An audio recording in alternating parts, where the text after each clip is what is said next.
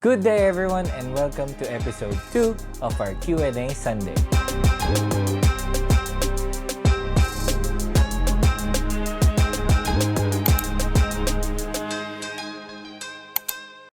In this segment of our channel, I do search questions online from tourists, expats, and I try my best to answer them every Sunday here in our channel. Now let's answer some questions that I got online who are from tourists that are planning their next trip here in Thailand. Now, for the first question, there are 10 of us traveling to Thailand, including my elder parents combined with toddlers. What would be the cheapest and easiest mode of transportation in Bangkok? Now, for the first option, I do recommend renting a private minibus or minivan as they call it. For the 10 hours of transportation service, might cost you around 2,000 to 3,000 baht. Depends on the company where you're renting. So if you want to know where to rent minivans or minibuses, you can go ahead and ask the front desk of your hotel. They probably have the information. Or scout around the places near your hotel. Probably there's a lot of minivan companies that will allow you to book a tour, even though it's a day tour in Bangkok or a day tour outside of Bangkok. So the next question, is it true that I cannot use my credit card when traveling around Thailand? So in the city and in some establishments, you can use your card, like in restaurants, hotels. When you book tour packages online, you can use your credit card. In malls, they do accept credit cards. But when you're going to places like markets, night markets, when you're going to buy street food, shopping in Pratunam, please do bring cash. Given that information, you can use your cards to withdraw money from ATMs, but be advised that they do have 220 baht charge per transaction when you're drawing cash from ATMs. To avoid being charged for the 220 baht, go to the local branch near your area, local bank branch, bring your passport, bring your credit card, and withdraw money at the counter. This process, they don't charge you the 220 baht. Now for the next question, do I need a driver's license or international driver's license to rent and drive a scooter? For renting a scooter, no, you don't need a international driver's license. In some places, they don't actually care. They don't even check if you have the driver's license. They just let you rent the scooter. But when you are driving a scooter or renting a car or driving a car here in Thailand, you do need the international driver's license. You need to be able to present this when you are stopped by the police officer on the road. So if you're planning to rent a scooter or renting a car here in Thailand, please do prepare your international driver's license before going here in Thailand. Okay, so for the next question, hey, I'm traveling to Thailand, Bangkok, and Phuket for 2 weeks this July. What kind of clothes should I take with me since it is the rainy season now in Thailand? Yes, you're correct. It is the rainy season now here in Thailand. But please do not be worried because it is still hot here in Thailand. To be honest, right now it's 38 degrees Celsius, so it's still hot. And the whole day, it hasn't rained yet. And like yesterday, it only rained an hour or two during nighttime. So I won't worry about that. So I do advise for you to bring a light jacket or an umbrella from your hotel. You can just bring a small raincoat. You can actually buy a thin raincoat from 7-Eleven. It is just around maybe 25 baht, 30 baht. And yeah, you're good to go. If you're going to the beach, please do bring swimwear, singlets, t-shirts, shorts, sandals. However, when you plan to go to temples, please do bring comfortable pants and shirts, t-shirts. Since temples have a dress code, please do not wear short, sleeveless, or bathing suits in temples. Also, if you're in Bangkok, there's a lot of shopping destinations here. So you can just simply pack light, because I am sure that you will be lost shopping in different shopping districts here in Thailand. For example, Pratunam, Platinum Market, Terminal 21. So yeah, you can just pack light, go here to Thailand and do your shopping here. So for our next question, it came from a family traveling to Thailand next month. We are a family of 6 with 2 adults and 4 kids, ages from 8 to 15 years old. It is our first time traveling to Thailand, so we are hoping for an amazing trip with the kids. Can I ask for your opinion on our itinerary? I am worried that our kids might get exhausted with all the transfers and flights. So their travel plans are 2 days in Bangkok, 5 days in Chiang Mai, 2 days in Pai, 4 days in Chiang Mai, and 6 days in the south, Koh Samui and Koh Tao. My suggestion is to add 1 more day to your Bangkok trip.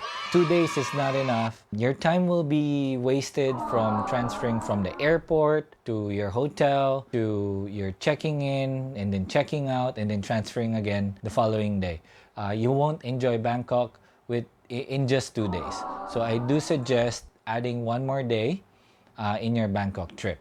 And then another suggestion, because Pai is 3 hours away from Chiang Mai by land, if I'm the one planning this trip, my goal is to sightsee, relax, and enjoy, and for your kids not to be exhausted. So what I would do would be 3 days in Bangkok, 3 days in Chiang Mai, 3 days in Pai, and then 2 days in Chiang Mai just for transit, and then 8 days in the south. So 4 days in Koh Samui and 4 days in Koh Tao. 1 or 2 days, I'll give it to the transfer, to the check-in, to the drop-offs, to the waiting time in hotels, and even the transferring from one place to another.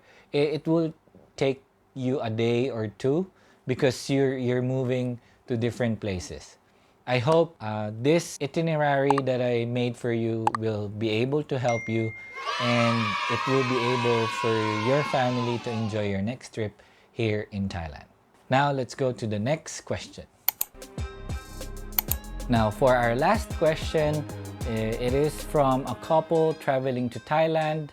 I want to go shopping, experience food, bars, night markets, and sightseeing. We are a couple that would like to walk and look. The question is 10 nights in Bangkok too many? Oh my God! Wow! Or should we mix it up and stay in 2 locations? Now, my answer to your question is both yes and no. What? Yes, because 10 days might be too much to be spent in just one location. Personally, when I do travel, I do like going to different places. For a 10-day trip, maybe try transferring to 2 or 3 different places so you'll enjoy the sightseeing, enjoy the absorbing the environment, the culture around you when visiting that place. I do recommend doing maybe Bangkok and then Krabi, or maybe Bangkok and Phuket. You can fly from Bangkok to Chiang Mai. Also, if you want to max it out, maybe 3 places during your trip, I do recommend going to Kanchanaburi, Hua Hin, and Bangkok. Kanchanaburi and Hua Hin are places not too far from Bangkok. Kanchanaburi is around 5 hours away by land. They do have a waterfall. They do have historical temples. They do have the train, the historical train. They do have elephant sanctuaries there. So it's another experience for you.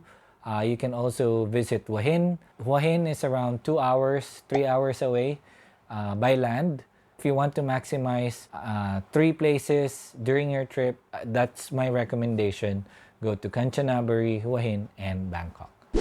So let's go back to your question. Is 10 nights in Bangkok too many? 10 days in Bangkok might be overwhelming, but based on my experience, I've been living here for 7 years now, and there's still a lot of things to do in Bangkok. There's still a lot of places to explore, still a lot of food to eat, still a lot of temples, places to visit.